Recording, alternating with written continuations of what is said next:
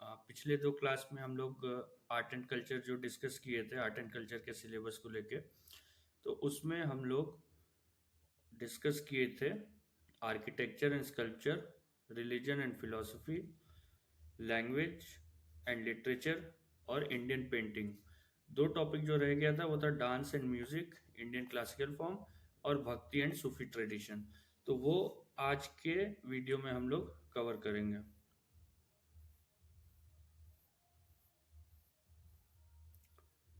Indian classical forms, इसमें आपको दो चीज़ तो कवर करना ही है, उसके अलावा भी देखेंगे।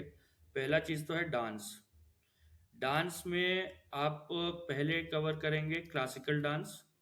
क्लासिकल डांस में 8 हैं: भरतनाट्यम, कुचिपुड़ी, कथकली, मोहिनीअट्टम, ओडिसी, मणिपुरी, सत्रिया और कथक। इसमें आप कवर करेंगे क्या क्या? पहले इनका ओरिजिन, स्टेट कि कहाँ पे ये वो है, ज़्यादा पॉपुलर हैं। उसके बाद इनका मेन फीचर्स, उसके बाद जो मेन प्रोपोनेंट्स हैं या परफॉर्मर्स बोल सकते हैं, ये आप प्रिपेयर करो। इतना आपके लिए काफ़ी होना चाहिए, मेंस के हिसाब से भी और प्री के हिसाब से भी। अगेन ये बात फिर से रिपीट करेंगे कि मेंस में जो होता है वो बहुत एनालिटिकल क्वेश्चन होता है। तो वो आपको डायरेक्ट नहीं देगा कि चलो कथकली का तुम मेन फीचर्स बता दो। वो कुछ ऐसा देगा जो आपको कथकली को करंट किसी न्यूज़ से कनेक्ट करके देगा।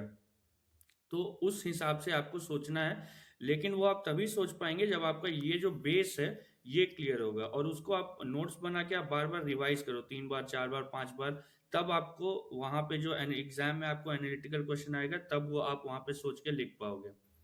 इसके अलावा जो एक चीज मेरे दिमाग में आया है जो इम्पोर्टेंट मेरे को लगा, कि ये जो टर्म है क्लासिकल, ये आप देखो कि कौन सा बॉडी है जो क्लासिकल स्टेटस असाइन करता है डांस को। उसके बाद कुछ नॉन क्लासिकल डांस है, जैसे भांगड़ा, गरबा, लवनी, घूमर, बीहू। अब ये 5 ऐसा नहीं है कि ये 5 ही आपको प्रिपेयर करना है और आपका हो गया, नहीं। इसके अलावा भी ढेर सारे नॉन क्लासिकल डांस होंगे। आप देखो नेट पे या किसी बुक में जो आपको मिलता है, तो उसमें आपको जो लगे कि हाँ ये लिख लेते हैं, या आपको अगर न्यूज़ में कुछ मिलता है कि हाँ ये नॉन क्लासिकल डांस अभी न्यूज़ में है या क्लासिकल डांस न्यूज़ में, तो उसको आप स्पेसिफिक आप उसको स्पेशली प्रिपेयर करके जाना एग्जाम में, बोथ पीटी के लिए भी और मेंस के लिए भी। तो ये था डांस क्लासिकल आर्ट फॉर्म्स में, ये पहला पार्ट था डांस। दूसरा पार्ट है म्यूजिक। अब म्यूजिक में जो है ना कुछ बेसिक कॉन्सेप्ट होते हैं, जैसे स्वर क्या होता है, रागा क्या होता है, ये सब अगर आपको कवर करना है तो आप कर सकते हो, लेकिन मेरे को नहीं लगता कि ये पीटी के लिए या मेंस के लिए इंपॉर्टेंट है। अब म्यूजिक में आपको दो क्लासिफिकेशन है, एक हिंदुस्तानी म्यूजिक है, एक कर्नाटिक म्यूजिक है। ये जो डिफ्रेंसिएशन हुआ है ये इस्लाम के आने के बाद हुआ है। बेसिकली हिंदुस्तानी म्यूजिक में इस्लाम का भी इन्फ्लुएंस है, कर्नाटिक म्यूजिक में इस्लाम का या कोई फॉरेन इन्फ्लुएंस नहीं है। अब कर्नाटिक किसी रीजन के लिए नहीं है कि आप कहीं कर्नाटका से एसोसिएट कर दो। ये क्लासिक सॉरी कर्नाटिक म्यूजिक और हिंदुस्तानी म्यूजिक ये ब्रॉड क्लासिफिकेशन है, जो मेन डिफरेंस है वो है फॉरेन इन्फ्लुएंस। इसमें भी फिर क्लासिकल होता है और सेमी क्लासिकल होता है। क्लासिकल में ध्रुपद है, ख्याल है। सेमी क्लासिकल में ठुमरी, टप्पा, धामर, तराना, कव्वाली या गजल। अब कुछ बुक्स में आपको ठुमरी और तराना ये आपको कहीं सेमी क्लासिकल में मिलेंगे, कहीं आपको क्लासिकल में मिलेंगे। तो उससे फर्क नहीं पड़ता है, इसमें भी आपको वही जो बेसिक अप्रोच है वो करना है कि ओरिजिन क्या है, स्टेट कहाँ पे पॉपुलर है, मेन फीचर्स क्या है और मेन जो परफॉर्मेंस है वो क्या है। इसमें म्यूजिक में एक और चीज होता है जो आप दिमाग में रखिएगा, जो आपको प्रिपेयर करना है, वो है घराना। किसी किसी में ये है, किसी किसी आर्ट फॉर्म में, किसी किसी म्यूजिक फॉर्म में ये घराना भी है, तो वो भी आपको दिमाग में रखना है, उसको भी प्रिपेयर करना है। इसके बाद कर्नाटिक म्यूजिक है। कर्नाटिक म्यूजिक में एज सच कोई अलग नहीं है, क्लासिफिकेशंस नहीं है। ये आप इसमें एक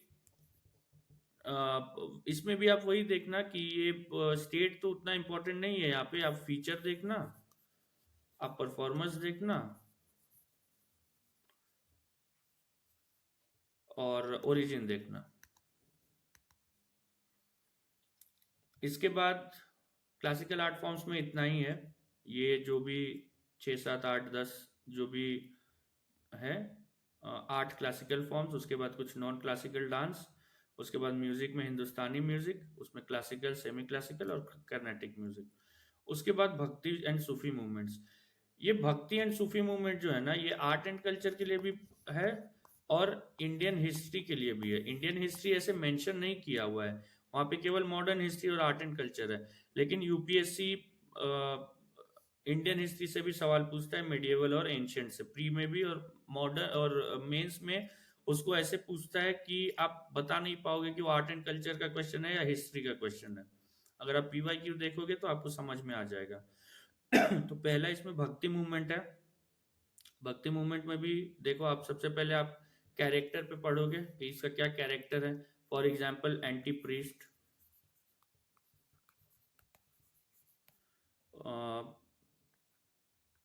वर्नैकुलर लैंग्वेज,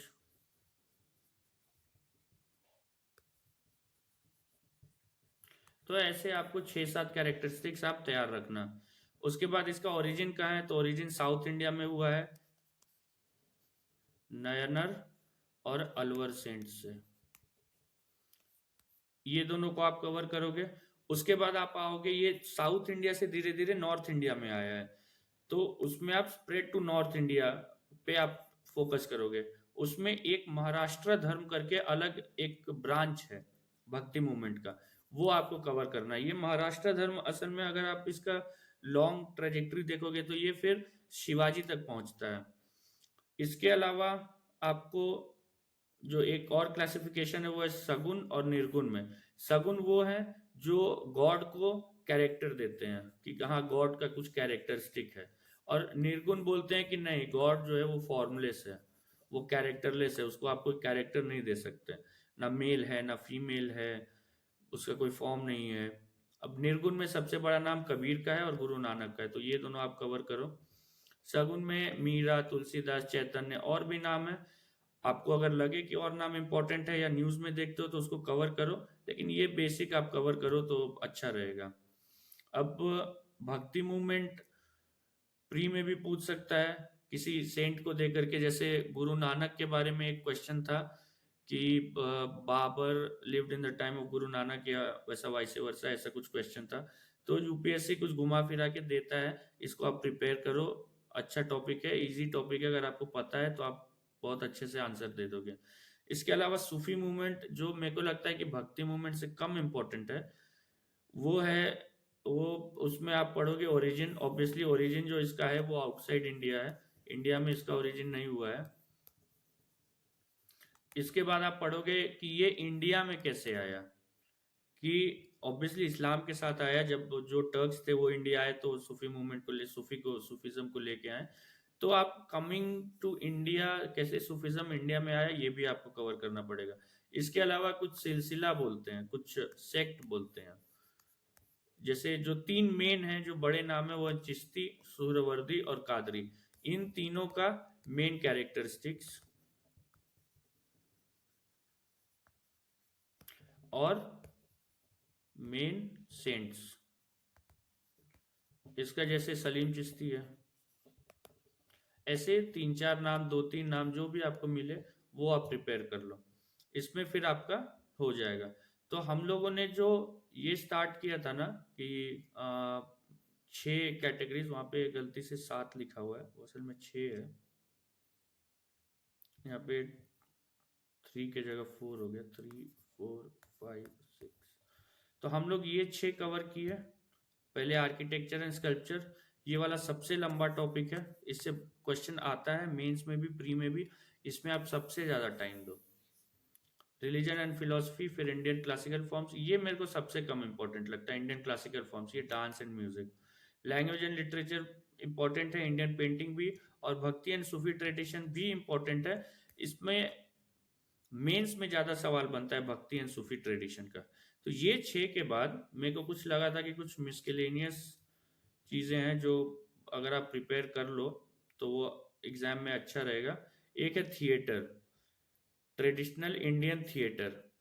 ये आपको मिलेगा लिस्ट, बहुत सारे थिएटर्स हैं उसमें। आप देखो, आप ये नहीं बोल सकते कि सारा प्रिपेयर आप नहीं कर सकते। इंडिया में जितने थिएटर्स हैं उसको आप सारा प्रिपेयर नहीं कर सकते। आप अपने हिसाब से, अपने विजडम से कुछ टॉपिक्स को प्रिपेयर करो।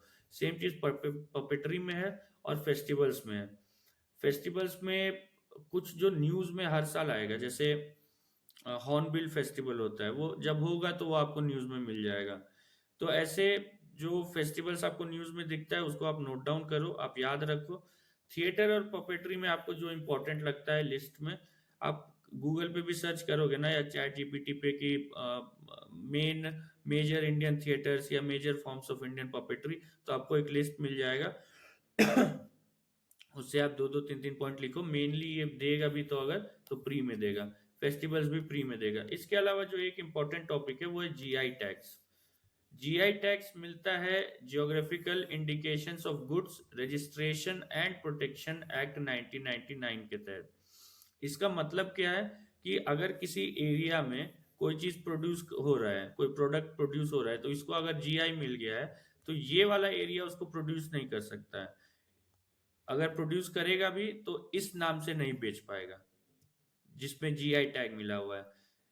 तो आर्ट एंड कल्चर के लिए मेरे को इतना ही लगा इम्पोर्टेंट जो आपको कवर करना चाहिए, ये 6 टॉपिक और कुछ मिसकेलेनियस। इसके अलावा हम कल आपको ये भी बताए थे कि Indian fine arts class 11 old NCERT में कौन कौन सा चैप्टर में क्या क्या दिया हुआ है। आपको बोले थे कि चैप्टर 7 जो ब्रॉन्ज में है उसको आप स्किप कर देना, उसके अलावा 1 to 6 करना और चैप्टर 8 करना।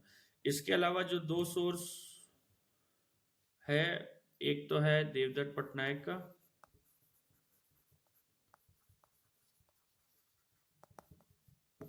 और एक है नितिन सिंघानिया का। अभी ये दोनों जो है ना, ये आपके लिए बहुत वास्ट इन दोनों का स्कोप है, दोनों किताबों का। तो जरूरी नहीं है कि आपको सब चीज पढ़ना है। जो इस वीडियो में जितना हम बताए ना उतना आप पढ़ो, आपके लिए मेरे हिसाब से काफी होगा। ये दोनों किताब अगर आपके हाथ लग जाए, आपको मिल जाए या आप खरीदो, तो जो टॉपिक आपको लगे कि हाँ ये पढ़ लेना चाहिए तो पढ़। जैसे एक और मिसकेलेनियस एक जो टॉपिक है ना, वो है कैलेंडर्स। इंडिया में बहुत तरह के कैलेंडर्स हैं, तो आप इसको भी कवर कर सकते हो अगर आपको मन हो। लेकिन ऐसे अगर आप जाओगे ना कि हाँ ये भी देख लेते हैं वो भी देख लेते, तो आपका कभी खत्म ही नहीं होगा और आप आर्ट एंड कल्चर में फंसे रह जाओगे, बाकी टॉपिक्स नहीं कर पाओगे। तो ये हर सब्जेक्ट में अप्लाई होता है कि आपको you have to stop at some point. तो ब्रॉडली आप इतना कवर करो जितना बताएं, ये 6 पॉइंट्स और मिसकेलेनियस, और मेरे हिसाब से ये काफ़ी होना चाहिए।